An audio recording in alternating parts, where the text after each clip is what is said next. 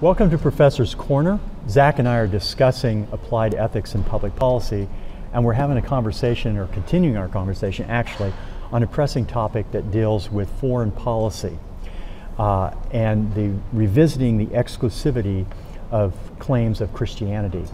We're going to look particularly here at Islam and Occidentalism, which of course is the term for West.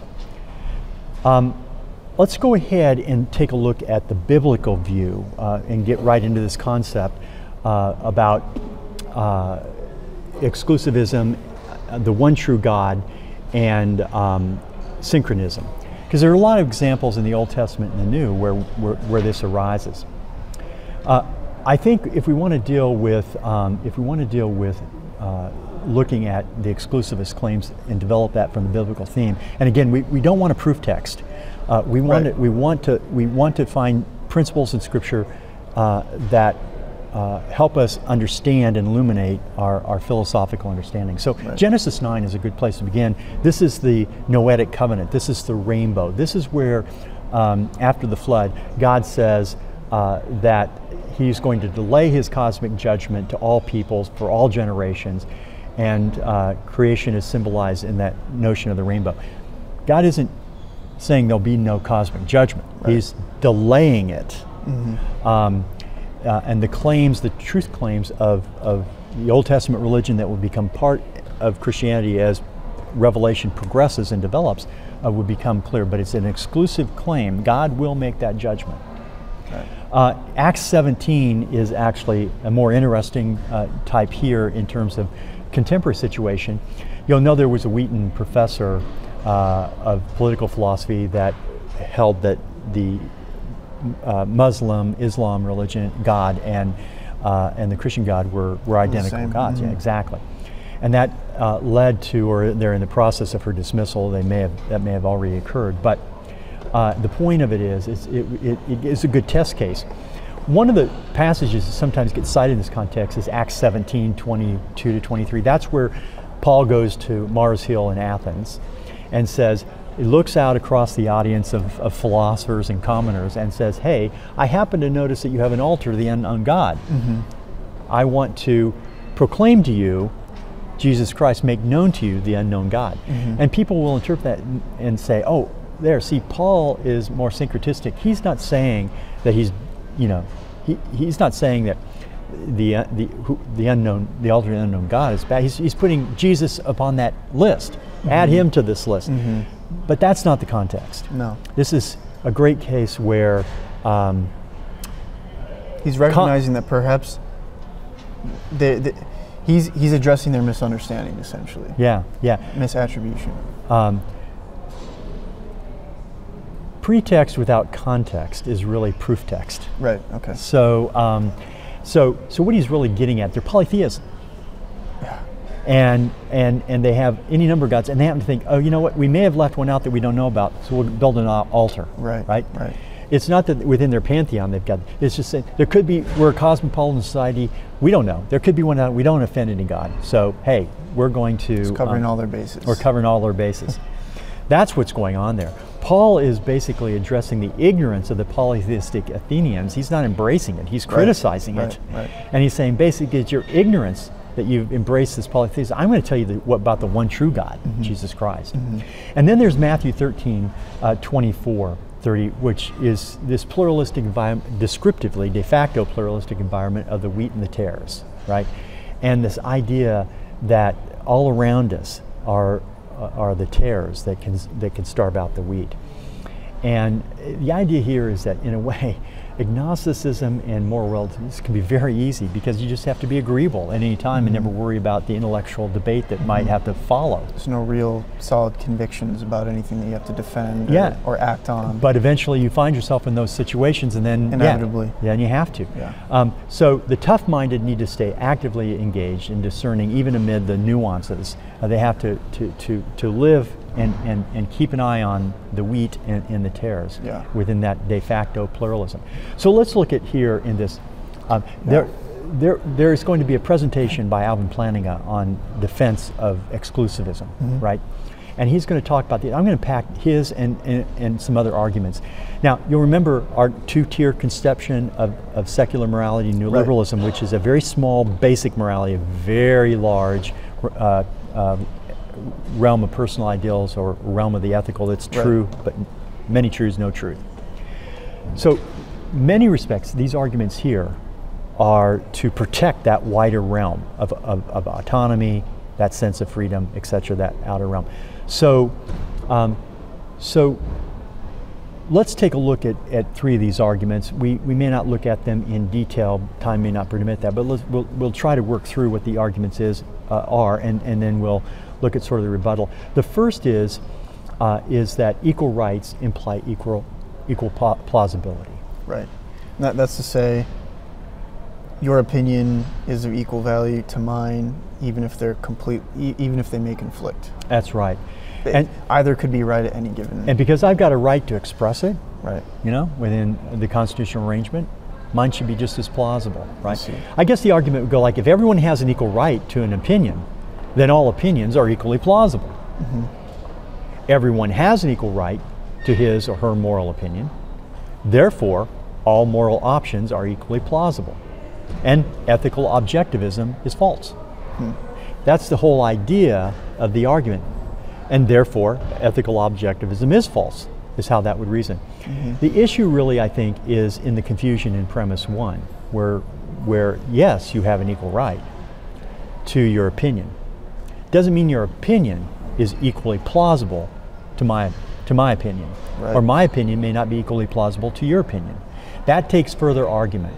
And again, unless we're sort of indifferent to truth, mm-hmm. right, then we're going to engage in argument. And this is the part that sometimes is more of the problem of liberalism, and this is kind of a sidebar here for a moment. Mm-hmm. But I could make it in any number of weeks in our discussion here. But the threat by the new liberalism, where there's many truths but no truth, but mm-hmm. you hang on to this, your personal ideal in this outer realm of the ethical because it's meaningful to you, regardless of whether it's true or not. Don't even ask that question. That makes you indifferent. So the real threat is not the denial of religious belief, but the indifference towards truth that make you indifferent towards belief. Because then our sort of ideals just at that point become sort of arbitrary. I mean, they're special to us, but we're not given any opportunity to perhaps establish or justify them. And let me ask you this. Others. Let me ask you this. I ask any of the students and their friends, if you were to just think something was meaningful, would you think it's true? Do you think it's meaningful because it is true, or do you just sort of think it's meaningful because you feel it's good about it? Yeah, I mean, ideas need to be tested, I think, for truth. I mean, just when it's serious about not just, am I gonna, have meatloaf today versus a popsicle or cottage cheese, right? When it's a serious decision, mm-hmm. right? It may not just be about a way of life, I'm going to be Christian or non-Christian. That, of course, would be the ultimate sort of wrestling. Right. But if you were to be in that situation, and you were to try to make that choice, you would want to believe that what you were committing to was going to be true before you would think it was meaningful. Right. So it's a bit naive to think that truth doesn't play in. Sure, you may not have to have, in all the debates that go on in these personal ideals, you may not have to be totally, may not have to have to adjudicate all of them. They may be vocational ideals. Do I go to Liberty? Do I go to another university? Am I going to be a doctor? Am I going to be an architect, an engineer, an automobile mechanic? Do I go to Yes. Right. I mean, what guides us in that is our ultimate principle of life. I'm kind of humanitarian. I'm interested in nursing as opposed mm-hmm. to engineering. Mm-hmm. I want to deal with people. Yes. And at that level, we keep moving the justification upward. But not everyone, personal ideal out here, if they're vocational in nature, we might not care about truth. But the big questions, the ones that are profound, they are profound simply because we are looking at whether they're true or not. Right. So in this particular case, you can have equal right to your opinion, and certainly in a democracy, and that's where this, right. But that's what people think, and that's what makes the outer realm, the realm of personal ideals, That's what makes that expansive. That's the romantic. It's a way of negating objectivity and morals. Let's take a look at the second argument. Moral objectivity supports intolerance. Think about that. Isn't that what sometimes you hear if you're trying to assert a biblical principle?